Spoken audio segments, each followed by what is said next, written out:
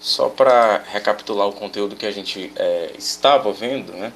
Nós estávamos vendo os movimentos migratórios, certo? No século XX, no começo do século XX.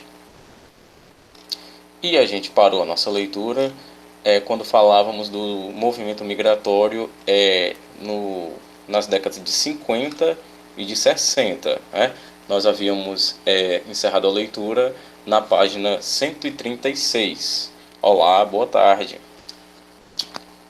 Não tem quase ninguém, mas está na hora, né? Bom, só retomando o que eu falei agora. Havíamos parado nossa leitura na página 136, né? 136. E a gente vai agora, claro, para a próxima página. Só para recapitular um pouquinho do que a gente estava vendo,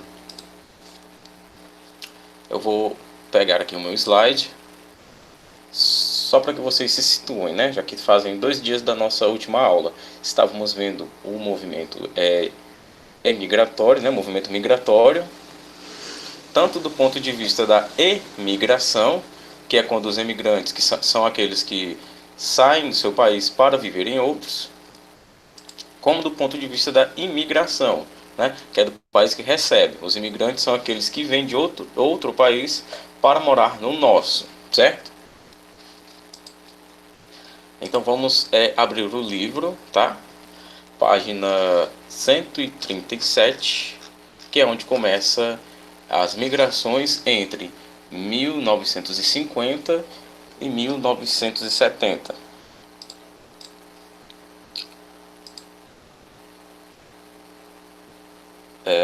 Vamos lá. A diferença é a seguinte: eu sou um emigrante quando eu saio do meu país para viver em outro. Uma pessoa é imigrante, né, quando ela vem do país dela para o meu, certo? Eu sou imigrante saindo do Brasil, por exemplo, para a França. Já, não passei atividade não, só leitura, tá? Já um francês, ele é imigrante, né? Para mim, ele é imigrante quando eu percebo que ele saiu de lá do seu país, da França, e veio para o Brasil, certo? A gente entende que imigrante, né? Com I de ilha, é aquele que saiu de um país para o nosso, certo? Já o emigrante, né? Com E de elefante, o emigrante é aquele pessoal da nossa terra, tá? Que saiu daqui para viver, né? Lá no exterior, lá no estrangeiro, né? Já a migração, né, o movimento migratório, que é o que estamos estudando, né, se situa no território brasileiro de vários pontos, né, de um lugar para o outro, do sudeste para o nordeste, do nordeste para o sudeste, do sudeste e do nordeste para o norte, né, como foi o caso de alguns mineradores que foram para a Amazônia, foram também construir, né, ajudar no projeto, trabalhar, aliás, ajudar não, trabalhar na obra da Transamazônica, e é esse movimento migratório que nós estamos estudando, certo? Mas foi interessante você perguntar a diferença entre emigração e imigração, porque isso realmente confunde ainda muitas pessoas. Bom, continuando, de nada. Página 137, migrações entre 1950 e 1970, né? Aqui estamos falando de um período do governo militar, né? Já sabemos, né? Se vocês não lembram, vou relembrar que a ditadura começou no ano de 1964, mais precisamente no dia 1º de abril, né? Com a consolidação, é 1º de abril, mas não é mentira não, tá? Com a consolidação dos governos militares após 1970, desenvolveu-se um plano para a integração do território brasileiro, a partir da criação de frentes pioneiras agrícolas para a região norte e centro-oeste, ou seja, as primeiras frentes que houveram foram essas. Nas décadas de 60, 70 e 80, 60, 70 e 80, as maiores taxas de crescimento populacional ocorrem exatamente nessas duas regiões, Norte e Centro-Oeste. Quem estava na base desse crescimento eram os nordestinos, na base, tá? Não no topo, na base. Porém, nesse momento não estavam sozinhos. Mineiros, paranaenses e gaúchos também se dirigiam a essas regiões. Aí aqui a gente nota no mapa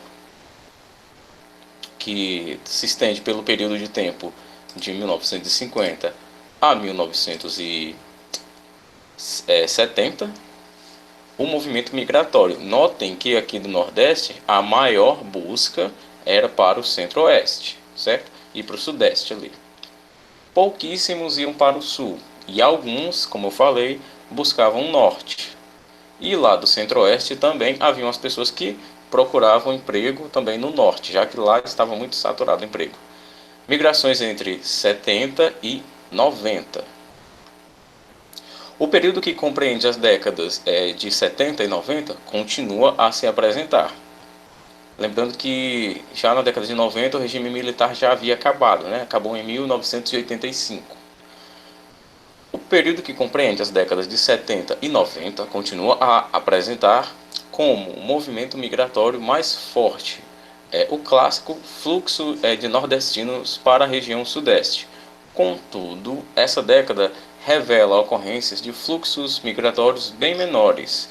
Segundo a Pesquisa Nacional por Amostra de Domicílios, do IBGE, entre 1986 e 1992, os fluxos migratórios movimentaram 5 milhões de pessoas. O fluxo continua direcionado para as regiões Norte e Centro-Oeste, falando do fluxo do Nordeste, tá? O destino da maioria dos nordestinos, Centro-Oeste e Norte, certo? Que recebem migrantes, tá, Raíssa? Migrantes, sem E nem I, porque estamos falando de pessoas dentro do mesmo território nacional, tá bom? Que recebem migrantes da própria região e nordestinos em geral. Agora a gente está na página 138, tá, Riquelme? Página 138, no comecinho lá do capítulo, do parágrafo, aliás. Que recebem migrantes da própria região Nordeste em geral. Isso acontece porque o Sudeste, que desenvolveu uma economia diversificada, começa a dar sinais de esgotamento como modelo de absorção de mão de obra, sobretudo de migrantes. Falando um pouquinho dessa economia diversificada, claro que isso não é à toa, né? Muito se pergunta por que o Nordeste é um pouco mais pobre do ponto de vista econômico geral em relação a alguns outros estados, né? Aliás, a algumas outras regiões. Claro que devemos nos lembrar que no período do Brasil colônia e no Brasil império, o Sudeste, né, São Paulo, Rio de Janeiro, eram regiões onde a família real vivia. Ali era o ponto econômico do país, era a capital do país, aliás, Rio de Janeiro. Então, claro que há um contexto histórico bem antigo, bem antigo entre aspas, né, que revela o porquê de haver uma grande centralização populacional nessas regiões, né, e também isso reflete na sua economia. Poderíamos também até falar de outras questões geográficas, né, como o clima ser um pouco mais agradável, né, para as pessoas que vinham da Europa, no caso os portugueses, em relação ao clima nordestino, já que estamos aqui mais para a linha do Equador, né, é um clima mais tropical, certo?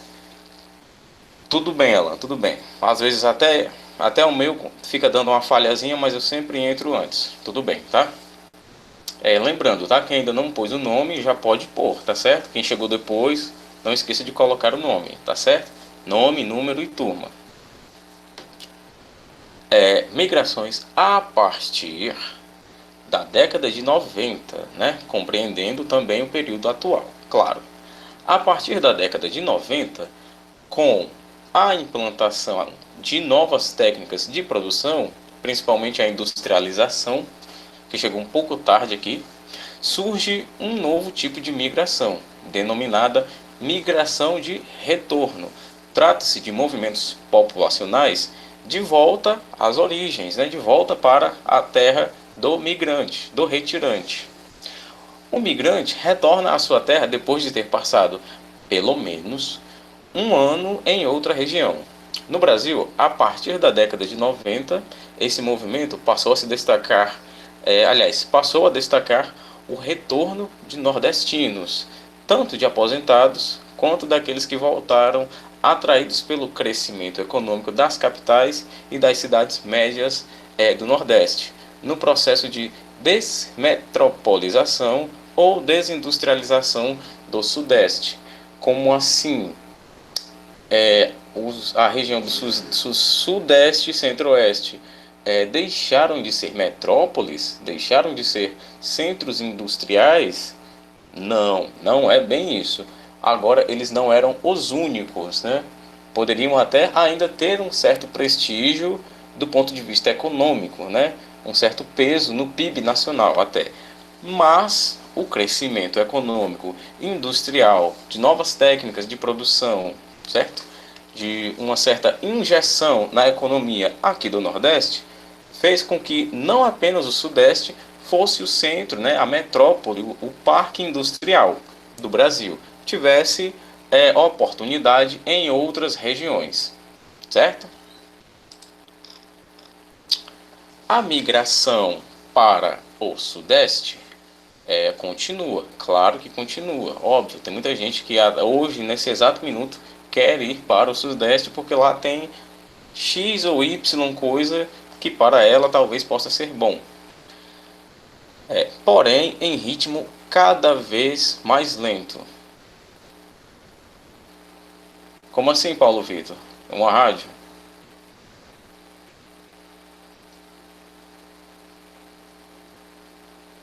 Por que uma rádio?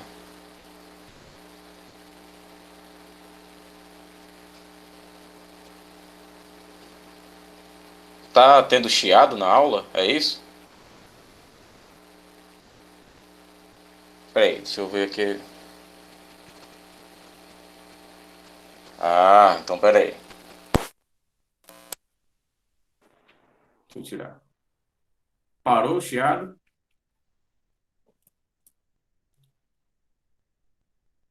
Pronto.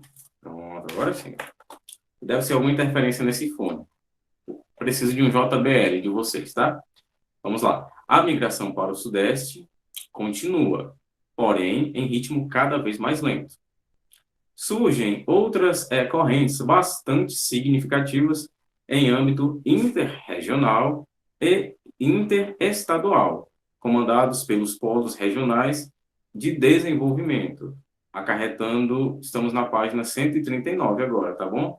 Estamos no comecinho da página 139. Acarretando o aumento populacional das médias cidades, livro de geografia. Ou seja, a industrialização, certo? E a desmetropolização e desindustrialização, essa espécie de retirada do prestígio do Sudeste, fez com que a população, os migrantes, voltassem para sua terra natal, né? Uma espécie de retorno da migração, e que essas cidades, tidas como de médio porte, né? As cidades médias, também passassem a ter um aumento populacional. A taxa de natalidade, os nascimentos nessas cidades passaram a aumentar, certo? São para esses polos que se dirigiam os pequenos e bem localizados fluxos migratórios. Página 139. Ribeirão Preto, em São Paulo, Petrolina e Cabo de Santo Agostinho, aliás, em Pernambuco, e Cariacica, no Espírito Santo. São exemplos de polos regionais de desenvolvimento que passaram a atrair pessoas do Brasil inteiro. Notem aqui no mapa, né, um imenso fluxo de pessoas para essas regiões que nós falamos. São Paulo, Pernambuco e Espírito Santo. Eu estou, meu querido, na página 139, certo? Página 139. Eu acabei de ler o primeiro parágrafo aqui em cima, certo? Que começa, olha, a migração para o Sudeste continua. Tá bom? Você localizou? Estou ali. Na verdade, ainda não estou em questões, tá? A gente está debatendo aqui, passando conteúdo. Espero que vocês estejam fazendo algumas anotações das coisas que eu estou falando. Se não, vai ter documento no Classroom também, tá? Quando eu passar a atividade, que é para vocês terem um documento para servir de base, né, de auxílio, para vocês encontrarem as melhores respostas e tudo dá certo aqui, tá certo? Continuando. Esse novo padrão migratório tem maior destaque nas regiões Nordeste e Sul, as regiões de maiores imigrações nas últimas décadas e que agora passaram a reter suas populações e atrair de volta os que haviam migrado para outras regiões, né? Transformando-se em polos da migração de retorno. É 139, tá? 139. Ou seja, Nordeste aqui em cima e Sul aqui embaixo. Daqui, dessas duas regiões, as pessoas se espalhavam e iam migrando para outros locais, certo? Com o, o aumento da industrialização, né, das técnicas de produção, dos parques industriais desses locais, a população tanto passou a ficar mais lá, sem querer sair, como voltaram os que tinham saído, certo? Houve essa retenção populacional, certo? Aqui no rodapé da página 139, né, a gente está avançando bastante já, e passou só metade da aula. O aumento da fronteira. Pessoal, vamos prestar atenção, porque essa brincadeira aqui no chat tanto tira a minha concentração do raciocínio da aula, porque isso aqui é muita coisa que eu tenho que ler antes da aula, claro, para contextualizar para vocês e vocês tiram a concentração dos colegas também, tá? Então, vamos prestar atenção que o chat é um espaço de conversa sobre a aula, não sobre coisas aleatórias, tá certo? Aqui eu sei, eu tenho consciência que eu estou falando muita informação, tá? Muita informação mesmo. Tanto da geografia como pega um pouquinho de história, claro. Então vamos prestar atenção. O aumento da fronteira agrícola em direção ao centro-oeste e ao norte vem gerando danos profundos ao ecossistema da região, principalmente queimadas e desmatamento da floresta. Óbvio, notemos que a fronteira agrícola aumentou, né? Ou seja, aumentou o interesse dos produtores rurais. Se aumenta-se o interesse, aumenta-se o investimento. Se aumenta o investimento, aumenta a compra de terras, né? E também, claro, aquelas, vamos dizer, medidas parlamentares em favor dos produtores rurais, né? Dos ruralistas, que estamos falando mesmo. E quando esse pessoal vai promover a queimada, não é a queimada que a gente vê, que nem a gente vê aqui na nossa cidade, né? Uma queimadazinha pequenininha de um produtor queimando ali praticamente só o seu quintal, uma terrinha pequena, né? É uma queimada enorme, que traz muitos danos ao ecossistema mesmo. É muita fumaça que você vê a quilômetros de distância.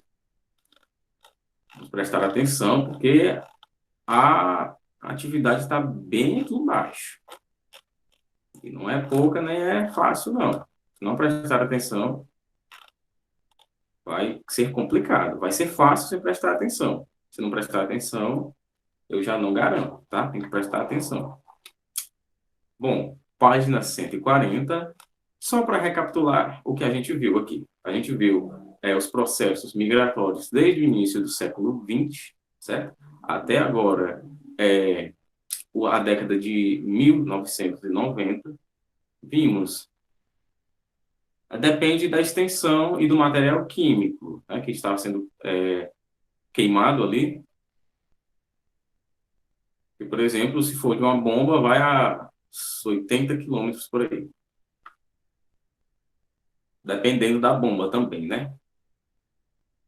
Bom, vimos os processos migratórios, as motivações que fizeram com que esses processos migratórios se deram, que, como no caso do Nordeste, o principal, né, foi a fuga do terror da seca e da fome, né? Que é uma realidade bem próxima ali. Por exemplo, podemos pegar o livro O 15, da Raquel de Queiroz, que fala, obviamente, sobre a seca do 15, 105 anos atrás, realmente é bem próximo, onde o pessoal do Sertão Central, ali, mais precisamente de Quixadá, fugiram bastante para Fortaleza, buscando um polo onde houvesse mais oportunidade, né, para que eles pudessem, para que eles pudessem realmente sobreviver. Isso quando conseguiam chegar lá, porque muitos morriam no meio do caminho, né? Aliás, a própria história do livro começa com uma família enorme fugindo da seca e muitas pessoas morrem, né, ao longo do caminho, né? Outros se perdem no rumo e etc. Paulo, vamos prestar atenção, vamos deixar o chat só para dúvidas sobre a aula, tá certo? Não, peraí, prestem atenção, saindo um pouquinho aqui do tema. Eu divido aqui a minha tela, ó. Chat de um lado, minha tela do outro. Eu estou vendo o chat sempre, tá bom? Se vocês me perguntam, se aparecer uma mensagem no chat, eu já estou vendo, tá certo? Não se preocupem, se deixar a mensagem, eu já vejo. Mas se for uma mensagem aleatória sobre uma coisa que não tem nada a ver sobre a aula, aí complica para mim, para vocês, para os colegas. Então, prestem atenção na importância do chat. Página 140. Na página 140, porque as pessoas morreram no meio do caminho, alguns morreram de fome mesmo, outros morreram, né? Tem um caso, pode falar, Raíssa. Teve uma criança que morreu porque comeu uma macaxeira crua, né? Mandioca brava crua é tóxico. A pessoa morreu em questão de horas, né?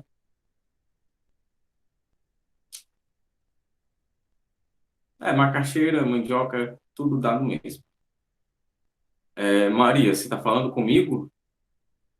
Se for, você tem esses dados aí, tá certo? Mas eu posso colocar na turma. Bom, agora iremos falar, né, sobre o êxodo rural. Eu até já havia falado sobre um pouquinho dele na turma, tá certo.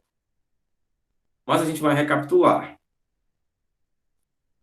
Eu tenho um PDF, eu posso deixar lá na turma, tá certo? Mas depois que vocês me devolverem as atividades, que tem um bocadinho, né? Deixem no chat, pessoal. Estou vendo muita coisa aleatória aqui no chat. Deixem para o intervalo para depois da aula.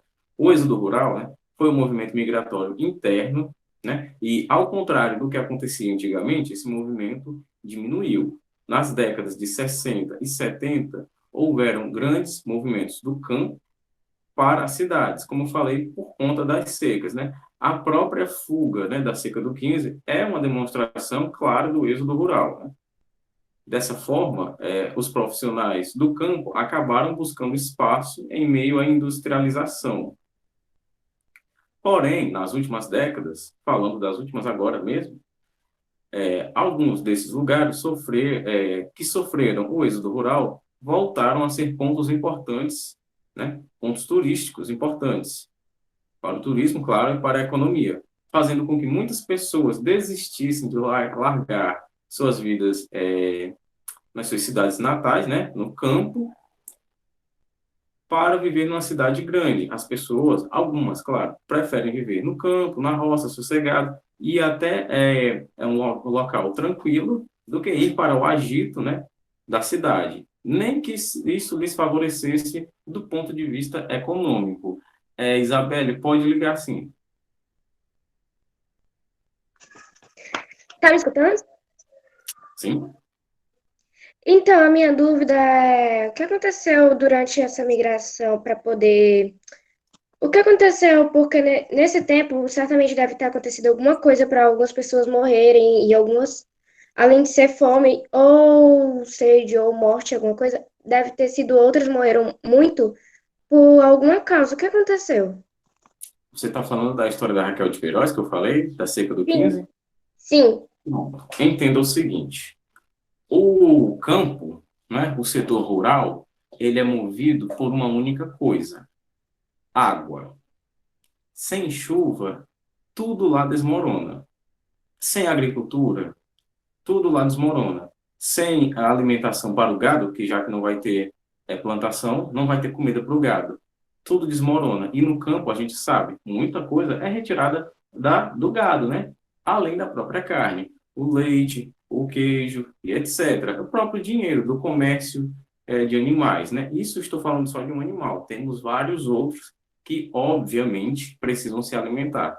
Então, quando eu tenho uma seca muito severa, perdurando por anos, claro que eu vou ter, né, uma consequência grave na economia geral daquele local. Se a economia está indo péssima, não tem dinheiro, não tem comida, não tem água, obviamente as pessoas vão querer sair dali. E, claro, elas vão sair dali em condições péssimas, com pouco dinheiro, bem mal nutridas, e outros fatores bem negativos. E claro que quanto mais fatores negativos você tem, pior vai ser o seu caminho, né, percorrendo essa migração do êxodo rural em busca de um polo que venha a lhe socorrer, a atender suas demandas, que era isso que essas pessoas queriam, né? Também, Raíssa, também é um dos fatores, né? Mas o principal fator é a nossa localização tropical, né? Aqui é certo que aqui tem menos chuva do que em outras regiões do país, principalmente o sul, né? Também tem a questão da temperatura. Lá é um pouco melhor para fazer certas plantações, né? Para plantar arroz é um pouco melhor, lá o clima é um pouco melhor para plantar do que aqui no Ceará. Ah, não dá para plantar aqui, não? Dá. Lá a questão é que é melhor, certo? Assim como em algumas outras regiões. Claro que a temperatura influencia diretamente na chuva, óbvio, e na plantação. Então, Isabel, só para ficar claro, o que estamos falando de um sertão de um século atrás, né, onde não havia nem sequer, onde a maior tecnologia que se tinha era o rádio, né? Era o querosene, a lamparina, para que iluminasse a noite. Essa era a maior tecnologia que tínhamos, né? Estamos falando de um sertão bem pobre. Então, a água ali realmente era mais do que em qualquer outro lugar, a vida e a economia, certo? É sempre bom a gente notar que a geografia, ela conversa, né? É uma disciplina que conversa muito com a história. Deixa eu ver. Você também entendeu, né, Raíssa, a minha explicação sobre a sua pergunta? Então, avancemos. Êxodo rural, aqui no final da página 140, tá? Livro de Geografia, página 140. Para as pessoas que chegaram depois e ainda não puseram nome, coloquem agora. O que é que foi o êxodo rural, né? Se bem que eu já expliquei muito do que foi, mas vamos ver o que o livro nos diz também. Desde o final da década de 1950, com a progressiva mecanização da agropecuária, começou a ocorrer um relativo fluxo migratório do campo em direção às cidades, principalmente para as cidades de São Paulo e Rio de Janeiro. Porém, é a partir da década de 1970 que esse fluxo migratório explode em todas as regiões brasileiras, desequilibrando o percentual de população entre as áreas rural, que passa a perder população, e a área urbana, que passa a receber população vinda do campo, né? No caso, tinha população demais na área urbana. Se travou, foi só o teu, tá? Aqui, ó. Às vezes acontece uma falhazinha na internet. Bom, esse vultoso êxodo rural é provocado principalmente pela intensa mecanização agrícola, acarretando uma modernização do processo produtivo, onde o elemento humano, prestem atenção nisso aqui que é importante, o elemento humano é progressivamente substituído por máquinas e equipamentos como tratores, colheitadeiras, né, arados mecânicos e ceifadoras. Vamos notar aqui uma coisa. Vamos supor, eu sou o dono de uma fazenda e tenho, deixa eu ver, 300 funcionários. Se eu comprar umas 4 máquinas, eu vou precisar só de 8 funcionários. O que é melhor, né? Eu ter essas 8 máquinas, que eu vou recuperar o dinheiro delas depois, ou eu ter 300 funcionários, 400 funcionários. Claro que a mecanização é melhor, ela vai agilizar o serviço, né? Ele vai ser feito em menos tempo. Eu vou produzir numa escala bem maior, certo? Para mim, produtor rural, né? Para mim é muito mais vantajoso. Mas note, né, que se eu vou ficar só com 8 funcionários que vão operar essas máquinas, o que é que vai acontecer com esses 292, né? Eu vou ter 292 desempregados, né? Claro que de um ponto de vista bem capitalista, bem egoísta, né? Que é até eu estou usando o eufemismo, de um ponto de vista bem egoísta, para mim é bom, para mim vai ser ótimo. Mas eu vou ter ali no mínimo 292 famílias, né? Com seus chefes de famílias, com seus pais, desempregados. E note, se eu tenho esse processo de mecanização ali eclodindo no setor rural, para onde é que esse pessoal do campo vai, né? Claro que eles vão buscar a sua oportunidade em outros centros, que não vai ser o centro rural, vai ser o centro urbano. E é isso que nós estamos vendo, que é o êxodo rural, a saída do campo para a cidade, certo? Isso, tem pontos bons e ruins, mas é bom para quem? E é ruim para quem? É isso que a gente tem que notar, né? Por outro lado, notem, a infraestrutura fundiária sofre um processo acelerado de ampliação de concentração a partir da capitalização de grandes proprietários, pois estes podiam comprar as novas tecnologias ou receber empréstimos públicos para adquiri-las, né? E passaram a comprar as terras dos pequenos e médios proprietários que, por não ter acesso às novas tecnologias, faliram. Aqui a gente também tem outra conversação com o capitalismo, certo? Novamente eu vou pegar aqui, vou me pôr no exemplo. Eu sou grande produtor rural e tem ali alguns produtores pequenos. Eles estão vendo que não tem como concorrer comigo. Aí eu vou lá e compro as terras deles. Eles vão fazer o quê? Se não me venderem, eles vão à falência, porque eu sou muito grande para que eles concorram comigo. Se eles falirem, novamente, temos aqui mais uma família sem recurso, certo? E sem isso aqui, ninguém vai para frente, né? Estamos numa sociedade capitalista, né? Altruísmo no meio econômico não existe muito, né? Não existe no reino animal, aliás. E querendo ou não, nós fazemos parte dele. O campo esvaziou-se em contraposição à cidade inchou.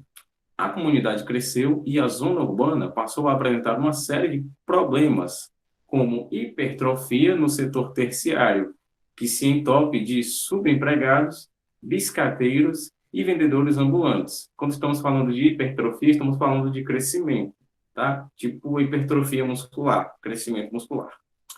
A hipertrofia, ou seja, crescimento no setor terciário, né? No setor bem mais baixo da economia, ou seja, subempregados. Empregados que a gente pode dizer que, eu não gosto de usar essa palavra, né? Que estão em ocupações, que estão em empregos de menor prestígio, mas que não deixam de serem dignos, certo? Como é o caso aqui que ele fala, vendedores ambulantes, né? Setor terciário.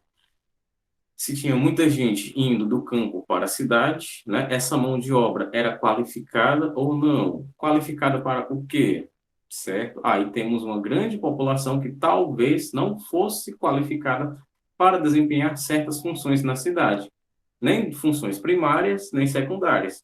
Por isso que a gente está dizendo que o setor terciário da economia sofreu esse inchaço, porque tinha muita gente para fazer esse tipo de serviço, certo?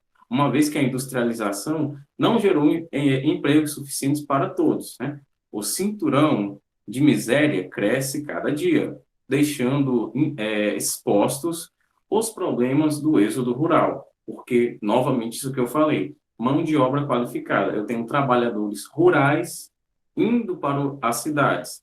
Eles vão fazer o quê lá? Eles têm que ter mão de obra qualificada para desempenhar as funções da cidade, ou seja, para satisfazer as necessidades empregatícias das cidades, certo? Esse quadrinho aqui, Geografia em Casa, a gente pode pular. A gente pode falar sobre a emigração bastante, né? Para a gente ir para as questões. Mas como a gente tem 5 minutos, a gente vai contextualizar realmente o necessário, tá? Lembrando que já vou deixando o aviso prévio, que vamos ter as atividades da página 142, 143 também, tá certo? 142 e 143 já fica para casa. A imigração é o movimento de saída de pessoas de uma determinada área do espaço geográfico. O Brasil nunca se caracterizou como um país de imigração. Contudo, em alguns momentos específicos de nossa história, algumas parcelas da nossa população deixaram o país motivada por fatores diferentes, principalmente da área da educação, né? Já que o Brasil não valoriza tanto assim. Vou colocar assim, Paulo. O primeiro ocorreu na década de 1900, aliás, entre as décadas de 1960 de 60 e 70, e tinha causa puramente política. Vivíamos um período em que uma feroz ditadura militar e civil perseguia, prendia, torturava e assassinava pessoas, né, que possuíam pensamentos e ideias diferentes daquelas vigentes, né? Ou seja, durante a ditadura militar, tivemos realmente um nível alto de imigração, pessoas saindo do Brasil para viver em outro local. A atividade, pessoal, como eu falei, a página 142 e 143. Muitos jovens fugiram para não morrer, outros foram expulsos e passaram a viver espalhados pelo mundo. Também durante a década de 70, outro grupo de brasileiros emigrou, porém os motivos foram outros. O governo do Paraguai autorizou o loteamento e a venda de uma vasta faixa de terras na fronteira com o Brasil e permitiu que brasileiros comprassem terras nessa região. Aproximadamente, claro, com interesses deles, né? Aproximadamente 500 mil brasileiros cruzaram a fronteira passando pelo Paraguai ou pelo Mato Grosso do Sul e foram viver no país vizinho, passando a ser chamados de brasiguaios, né? Uma mistura de Brasil com paraguaios. A última imigração registrada de brasileiros ocorreu na década de 80, em virtude da crise econômica que se abateu no país. Muito do nosso povo partiu em direção aos Estados Unidos e ao Japão, principalmente os descendentes chamados no Japão de Decazegues. Esse nome sempre é complicado. Decazegues. Deixa eu só permitir isso aqui. Bom, vou me valer dos minutos que restam para salientar o seguinte: estudamos bastante movimento migratório, né? Migração, emigração e imigração também, o êxodo rural e as causas de todos esses fenômenos, né, de movimentação populacional, né? Seja econômico, seja político, seja de quaisquer outras naturezas que nós vimos aqui, certo? Só para ressaltar, página 142 e página 143 para casa, tá certo? Essa é a nossa aula, essa é a nossa atividade. Eu vou ficando por aqui e até mais, pessoal. Um abraço.